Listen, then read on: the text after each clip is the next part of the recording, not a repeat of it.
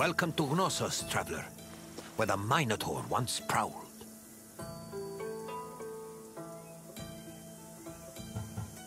Knossos was the seat of the old Minoan civilization, where King Minos once supposedly ruled. These ruins have been the backdrop for many important events in both history and mythology. Look for me when your visit is over, and we'll discuss what you've seen.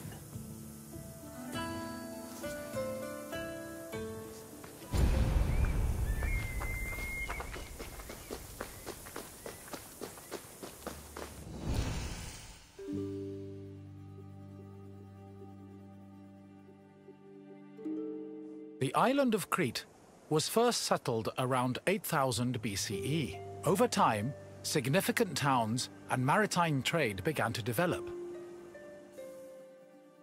Palaces were built, destroyed, and then rebuilt, culminating in what archaeologists call the Neo-Palatial period, which began around 1700 BCE. This period lasted for over 300 years and is considered the golden age of Minoan civilization. The largest palace of this period was located in Knossos and featured maze-like complexes of workshops, temples, courts, throne rooms, and living areas, as well as paved roads and advanced plumbing and draining.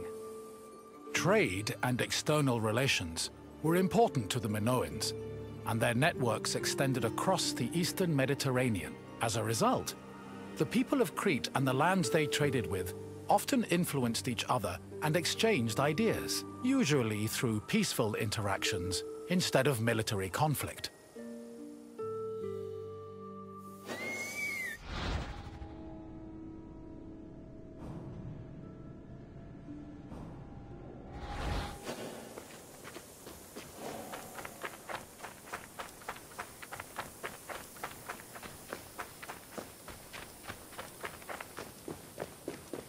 The settlement of Knossos was established as early as the 7th millennium BCE. Today, one of the site's most notable landmarks is the palace ruins, located on the Kafala Hill.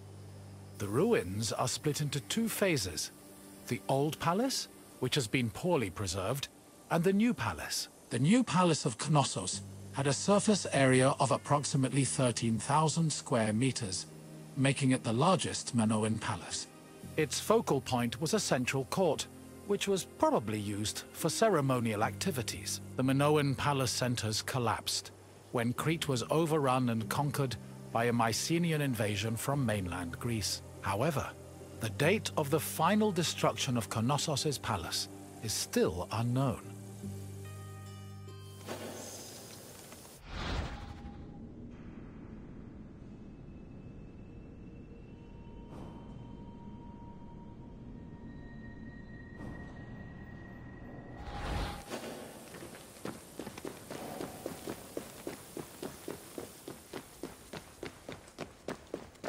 During the new palace phase, the ground floor was dedicated to economic activities and contained large storage rooms. The residential quarters, which notably had toilets, were located southeast of the central court, at the foot of the grand staircase. The palace was lavishly decorated with wall paintings depicting things like bull-related sports and richly dressed women. Large stone horns of consecration, which were important Minoan religious symbols, hung prominently in the west court. Other notable parts of the palace include the theatrical area, which is believed to have served as a viewing space, the tripartite shrine, which was dedicated to the worship of an important Minoan deity historians refer to as the Mother Goddess, and the Piano Nobile, a grand space located on the palace's second floor.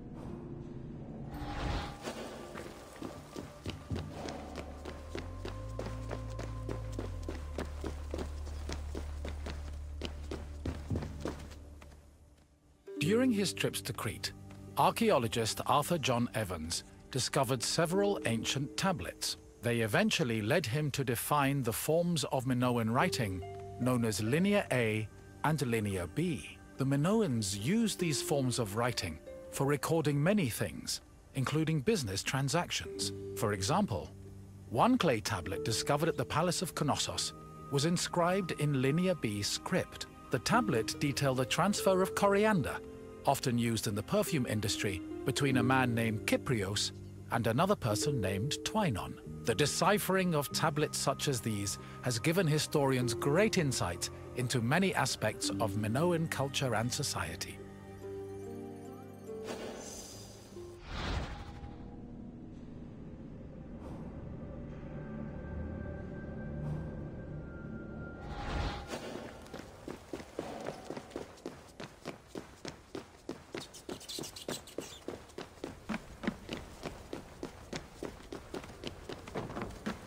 According to myth, the half-man, half-bull Minotaur was born after Queen Pasiphae slept with a bull sent by the gods as punishment upon her. This embarrassed King Minos, but he could not bring himself to kill the Minotaur. Instead, he hid the monster in a labyrinth constructed by Daedalus.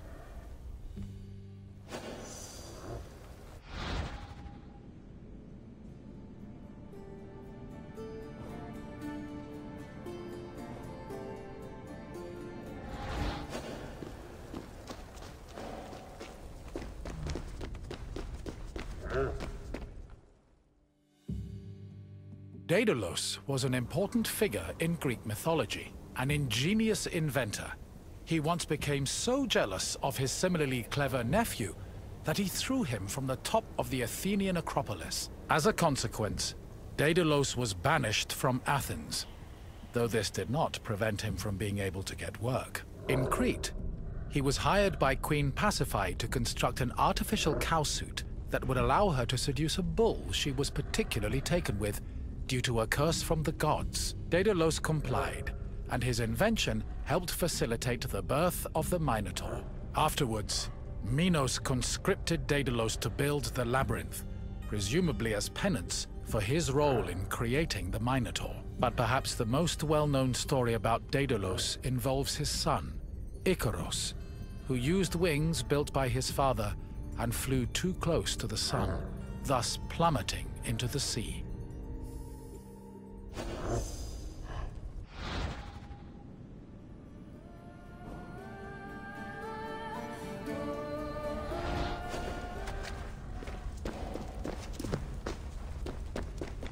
Sometime after the birth of the Minotaur, King Minos' son Androgeos was killed in Athens by the same bull that impregnated his mother. An infuriated Minos demanded that Athens send 7 of their noblest men and 7 of their most virtuous women to Knossos every year.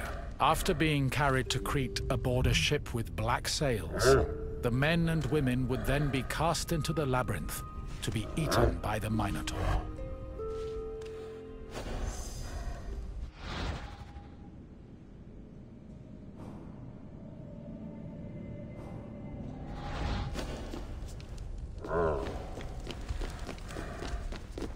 One of the Athenian youths chosen to be imprisoned in the labyrinth, Theseus, had enough of the morbid ritual. Before leaving Athens, he proclaimed he would kill the Minotaur, then return to his city on a ship flying white sails. Before entering the labyrinth, Theseus met King Minos' daughter, Ariadne, who fell madly in love with him. Ariadne provided Theseus with a thread he could unravel to help him find his way back out of the maze.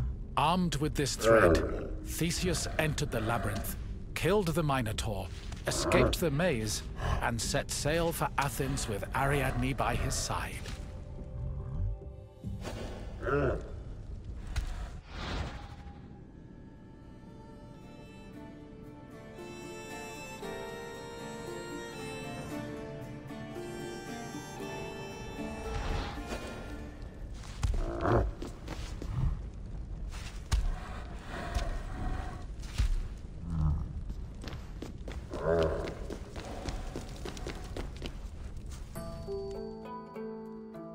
I see you found your way through the maze of ruins. The Minoans played a large part in shaping Greek myths, but also in introducing influences from other places and cultures. Now, what else would you like to do?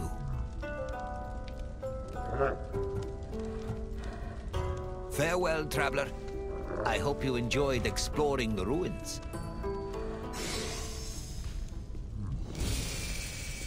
Yeah.